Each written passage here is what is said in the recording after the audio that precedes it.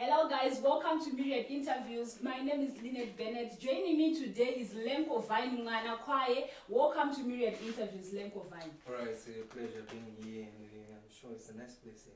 Alright, thank you. Maybe people would love to know it's Lenko Vine Mwanakwaye Ndiani. Oh, that's me? Yeah, Lenko Vine is just an ordinary guy born in Zimbabwe, then raised in Chitungwiza. The last born in family of 3. Yeah. Lenko Vine Mwanakwaye. Lenko. Kuti Mwanakwaye zvakanyatsotangira papi. People would love to know kuti Mwanakwaye. Mwanakwaye munyatsotori Mwanakwaye kana kuti zvakambira sei? I am. Well, Lenko Vine started like a Lenko, Leonard. Then I took the Len, then Ko from Collins, and Lenko.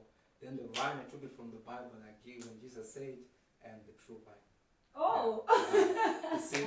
So, as the Mwanakwaye, I've got a brand called Mwanakwaye Movement. I hope you soon know it all. Yeah. Sure.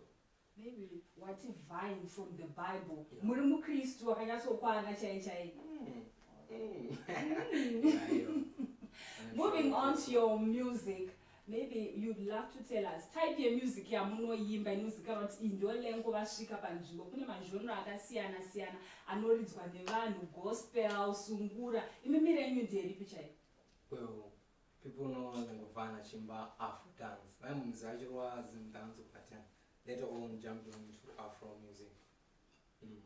Chii chakakubvisa kuZim dance wobva waenda kuAfro music? Yeah, feedback from my fans. Guy, this song was good, but I hope you guys saw something like your songs will be neat and yeah. Zvaunoti iwewe kwakabvire mafans vandibvisa kuZim dance vandisa kuAfro, and then iwewe ukabva wati ndichichinja ndichiita inonzi Afro Zim dance. Afro Zim dance inenge ine mixture yema-instruments akaita sari. Well, my instruments are going to sound so jazz. I'm going to sound so Afro. Yeah. So then in dance they use rhythms. Now in Jamaican language they say rhythm. You know, so it's a mix up.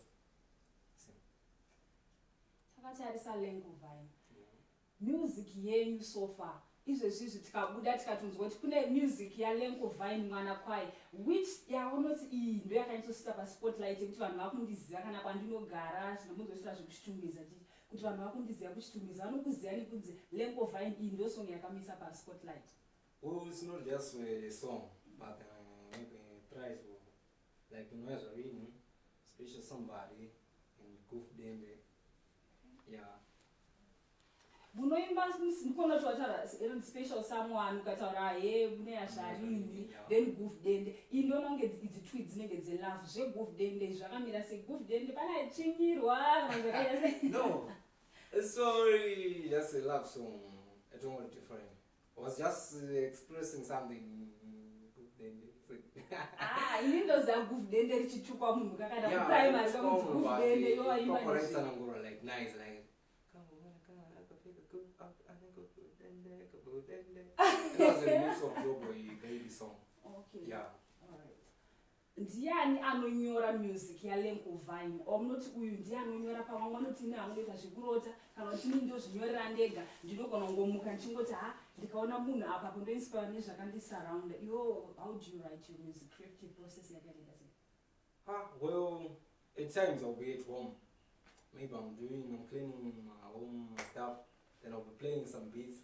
Then the meditation of my beats, you can just start meditating the song. Yeah. And as for now, I don't have ghostwriters. I'm still writing my own songs. Yeah. My singles, what you my album so far, such one you 1 year what you I haven't done an album. Yeah. Maybe my singles, how many my singles are what you so far? Are good here, I can just get up a radio to what so far Lenko Vine and my singles are. Just a few. I've got many singles, like over 100 songs, but a few got airplay. Yeah. My singles ako anoplaywa. Izvezvi tikapinda kana mukombi right now. Andinoti ndapinda mukombi Lenko Vine ndanzwa achiridzwa zvisingaiti. Yaunobziva kuti iwe iyi ine chaunga ine mafans. Yeah, the ones I've mentioned, like Special Somebody. Yeah, and that song really touches a lot. Alright. Yeah. Do you have a special person in your life? As for now, I'm just living my life, a solitary life. Yeah. Do I even solitary life? Solitary life, just like single life. I'm just single. Vanhu varuko out there muzona Lenko ariko There's a crash. You just jumping in my inbox. Vouya unoda ine mabhebha wayo inbox achimbotsvaga kuti Lenko makapenga Lenko chichichi. Unozoti music izvezvo afuna uzongoti wese auya uzongoti you have to be selective a bit. Totarisa kumani videos. How many videos are what wabuditsa so far as an upcoming artist? Because tutazokutora kuti few songs angoti akutanga kunzwa pama radio stations. I will not my videos so far and abuditsa and I and that. I've got 7 videos, then 4 are official, 3 of them not. And we've got Mana Yeyo, we've got Nazarin, and the Special Somebody, and Lerato Lemonat. And Naked. Yeah, Inega Kamuka language in Botswana, so Sutu. Yeah. Munototaura Sutu that. I used to. Ini ndongonzwa kana party kugreeta vanhu vechisutu For anondosozana now, I don't wanna lie. Zvakabuda musoro. Okay. Yeah. Alright. Totarisawo music yenyu Lenko. Vanhu vanenge vari out there challenges amati wasangana nawo mukurekodha kana mukuimba kubva kugore wakatanga kuita zvekuimba. My challenges ekurekodha is like between unotobook your session. At the time you are in the studio, those situations know we've got a big artist that don't say you come after. Then after that ones the time up. That was a Mangwana, maybe you're busy. Then we have time to record. Iwewe as an artist, how do you react kuzvinhu zvakadaro kuti iwewe wachida kunoisa song yako and then wozonzi awozoya mangwana and then mangwana maybe are busy. Zvinhu zvinoyatsokubata seiwe semunhu. Hazvokubata because unonga une schedule yako. Yaunani. So paunokatwa uchimiswa funga dzinopfungwa like you're working with other producers. Yet ukasanozoimba uko. They will start saying things like, what book, what teacher say, stuff this. Totarisa nawo yemashows Lenko Vine kuchitungwiza ndozoti une fan base rako rakawanda rekuchitungwiza but kune here kwawakamboenda kunoti ndaendawo pastage ndikanoimba ndikanoenda kana kumashows out of this Harare kana kuimbawo madzimwe nzvimbo dzisiri kuchitungwiza. Yeah, I did a show in Mutoko. It was great, but I wasn't feeling well at that time. But I managed to perform, and I was able with the feedback from my fans. Yeah. My bigger artist so far, what was share now stage? You will. Just a few like Mafkit, then Juntao, then I can't recall them. Wakanga no mangwacho. Yeah. All right. Lenko Vine. Takatarisa pamba music yako unoimba Afro Zimbabwe. Unogona performa pama stages anditi. Pane time yekuti vasikana vanogona kungozvikandira kana pa stage. Wakambosangana nayo here stage yekuti unoti wongona munhu azvikandira pa stage apa uri kutoimba unoreacta sei nezvo zvakadaro. Ihagi andifunga kuti yakashata sare. Because urazi uri kudoshi from your fan anditi.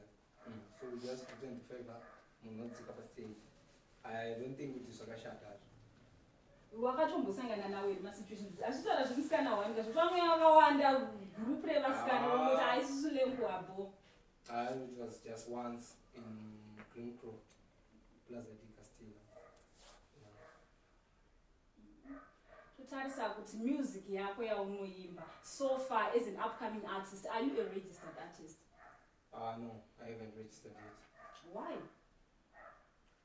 I don't know what to say about it, but I hope soon I'll register myself. Yeah. Do you have a manager, not manager brand rako iwewe kana kuti ungori one man's band? Well, I've got Myriad Media, who is in the SA. Yeah, that guy since 2017. 2017 I can say 2018. Yeah, I got data CS stuff. And we say what do you want, then marketing, short and stuff. Then I've got someone who is in UK, who is posting. Yeah. You want to manage our music yako. One manager with the same with. but actually in the art top. Yeah. In terms of my collaborations, I can say.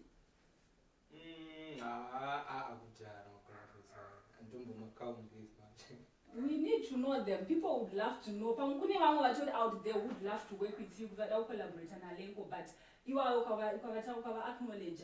People would know maybe Lenko Akambushanda on Alright.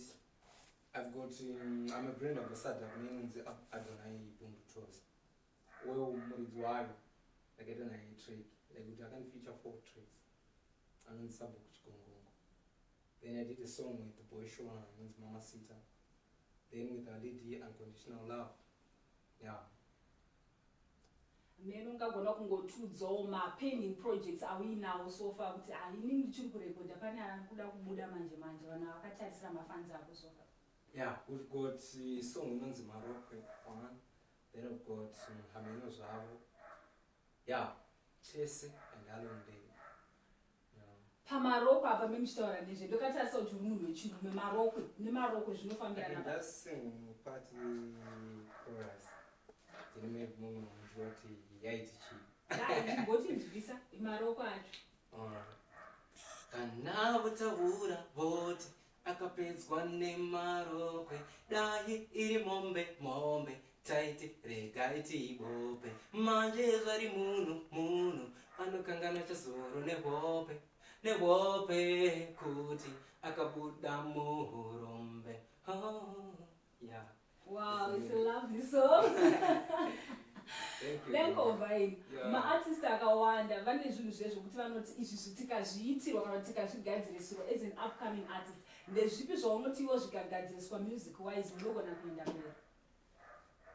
Well, my shows like not just you have to wait for my promoters to organize my shows. Even the country no fan support my artist are like creating my shows, local, regional, international. Yeah, things. The near player to like standard. In terms of finance, tonzwa mwachiti ndakatombozoshaya kana dola rekukwira kombe kuti ndinorekodha. Iwewe financially zvinhu zvinenge zvitori bwere kuti utofunga kuti kana tikasazvigadzirisirwa kapa maybe kune vanoda kusponsor vanenge vachida kubatsira ma-upcoming artists, but vanenge vachida kuti vabatsira nezvipi zvavangada. Ndezvipi zvaunofunga kuti iwewe mukabatsirwa wataura kuti tikaiswa mashows tikawana more airplay, maybe finance zvakamira sei? As for finance, I guess kuti some upcoming artists handizvezvi kuti ndane manager. But I mean, this stage and it. So, emails are going to an agreement here, manager, who mukuirana marketing or mukuirana so basa any money and stuff. So, advice from Tanguti Manango, my managers at stable finance. Izvezvi nhasi kuri kunzi nhasi Lenko Vine pauya mumwe munhu ari kutonzi a big artist, one unoti this person ndikacollaborata naye I think music yangu inogona kupfuura pastage yayi, waunoti ndikashare kana stage naye? Just one. Chero many. Alright, I would say Jah Praiser. Ngiti Jema Amara Freeman. Yeah, I thought I'm a big artist. Yeah, you have to grow big. Yeah, and maybe ungatudza your own side haso yaunoita chinokuraramisa besides music. Well, I'm a fire engineer by profession.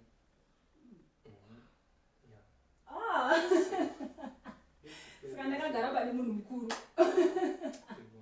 Alright. Lenko, pane zvimwe zvinhu zvinomboitika ndeti kumusic zvatinonzwa isusu kuti pane chazoda chaitika kana kuti pazoita zvakati zvazoitika, mascandals anobuda anenge achiitika.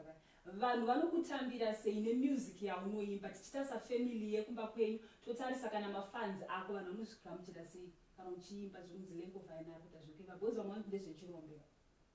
Well, uchitanga music utanga uchita music yawe, but when your family can go accept or no music yawe right, or else your parent akatanga play your music yoga so do not zvinoteereka. Then as for mascandal, I think zvemascandal mamwe ndeye kumaketana mamwe anoitika handiri kuzito mamwe ako I think unofanira kungorora mukaprivate life yemunye. iwewo unoreacta sei kuti kwanzi kuti wabuda kana panga pabepa zvezve ranyoro robva ranzi Lenko Vine wabata mwana chibara, iwe uchiziva kuti hauna, unozviita sei? Ipapo you have to face vanhu vaita sei vekubepa andikira if zvisiri chokwadi, you have to face them kuti headline iyi yamaisa ikai vandinyanyira then you take procedures zvichienda zvakadaro. Pane pakasonga ukawambotaura kekuti unoya zvarine, maybe vanhu vangada kungonzwa kanzwisa pai pawambotiudza zvako zvemarokwe pending project, toda kunzwa dzawakamboimba kumashure vanhu vozongonzwa kuti pane mapending projects alengoka, pane pakatoipa kufura patatu. Okay, unoya zvarini akasongana zodiwa zvavika. Alright. Vamwe vangu vese vatone vakadzi, ini ndakunyara ini ndane nyadzi, ndakudo mukadzi wandosiya payadi, kwete zvekuswera ndichitsoka lenati, baby ndakura ndatova machuati, baby every day ndimire pachiteshi, ndakatongomira kutotambira mabeg, unouya zvarini, baby wangu ndakumirira, ndakuda nodibikira, chihuya kumba unouya zvarini, baby wangu ndakumirira, ndakuda nodibikira, chihuya kumba ndichimuka pachivanze wakatsvaira hembe dzine muponi wakaaina mvura yekugeza wakaboila ndova nekuti bei upa wadaira usingade kundishaya chinguva chipfupi time wandibvunza baby muri kupi ini ndoti for the sake of my love I'm coming home baby. Baby, it's still working. Ndakutopinda mududore song. That's great. Lenko Vine, thank you so much. Maybe my instruments, my instruments are not player, my guy. For now, choose this like keyboard. I'm not choosing it. When you got to go now. All right. Lenko Vine, maybe vanoda kuziva music yako vanoiwana papi, masocial media handles ako vanokutsvaga papi vanhu? Alright, music yangu izere pa YouTube. Then on Spotify, it's Lenko Vine Mwanakwaye iyoyo. Then my social handles on Instagram is Lenko Vine Mwanakwaye. Facebook that's Lenko Vine. Twitter Lenko Vine. Yeah. What else? Mapedza ese masocial media handles. Guys, munotsvaga music yaLenko Vine moiwana pa YouTube sezvokutaura kwaita Lenko Vine Mwanakwaye ndizvo handiti. Alright, Lenko Vine Mwanakwaye, thank you so much for coming through to Myriad. From me, Lynette Bennett, and the entire crew behind the scenes, it's a pleasant